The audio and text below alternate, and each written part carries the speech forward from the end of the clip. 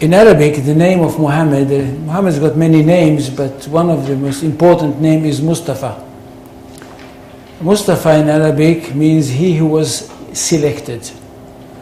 And the idea is that since the time of Adam, the first human being, God selected from every generation the best of all the descendants of Adam. So there was some kind of natural selection, one generation after the other. Until at the end, he selected the best of the best of the best of the best. And this is the Prophet Muhammad. And he chose him to give him his word, the exact word of God, and of course selected him to be the prophet that will bring to humanity the finest of all revelations. This is Islam. That we are talking about a culture which is highly rich, highly interesting, and highly rewarding. And that's what the most important thing. It's highly rewarding because it basically, for the ordinary person, it's a very, very simple religion. I'm not talking about philosophers, I'm not talking about academicians, I'm not talking about the great theologians, I'm talking about the simple person for whom Islam is the most rewarding of all religions.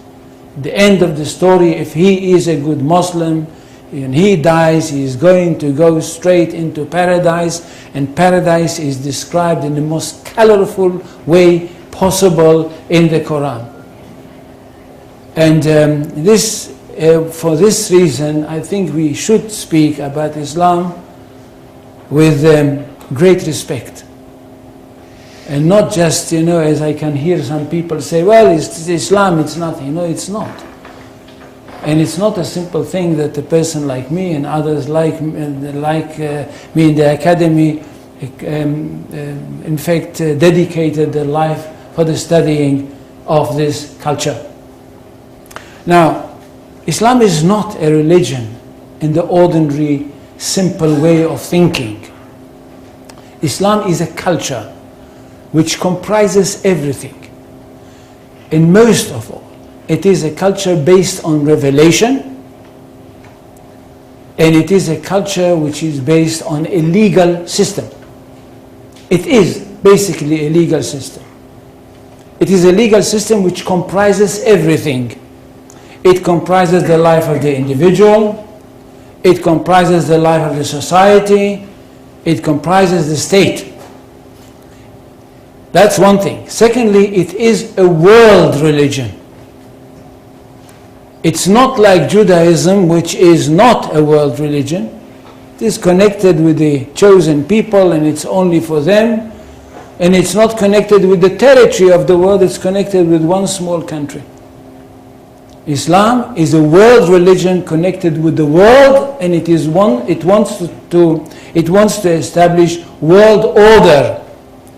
For Islam, the whole world is one state.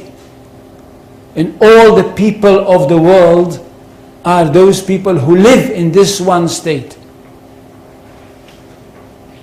Now when Muhammad came with this idea, the words came from God to him. And it says, I don't know how many people know Arabic here? They don't. So I will not quote in Arabic.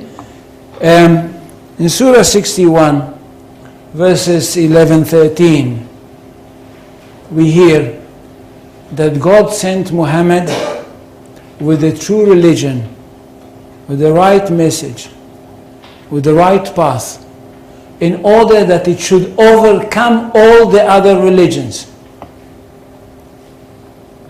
Which means that there is only one truth. Jews and Christians, which are called the people of the book, had once their own truth, but they were not a very good custodians, and they falsified their books.